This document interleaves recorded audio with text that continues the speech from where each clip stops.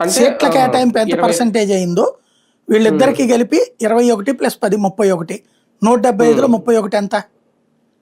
175లో 17 18 వేసుకోండి, 17.5 అంటే 10 అంటే తర్వాతన 21 వచ్చింది వీళ్ళకి. అంటే ఇంకొక ఏది 10% మీద 12-13% వచ్చినట్టే బీజేపీ జనసేనకి, అంతే కదా. ఇటు వీళ్ళది బీజేపీకి ఎన్ని వచ్చినాయి? 10, 17 కూడా, అంటే 10% కూడా కాదు వాళ్ళకి వచ్చింది, 6%, 7%.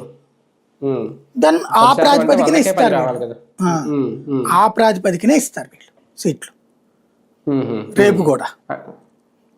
అంటే ఆయన చెప్పిన లెక్కకి దీనికి చాలా తేడా ఉంది కదా. అంతే 30% కూడా రావట్లేదు కదా పోనీ వీళ్ళ అధికారంలో ఉన్న చోట కూడా.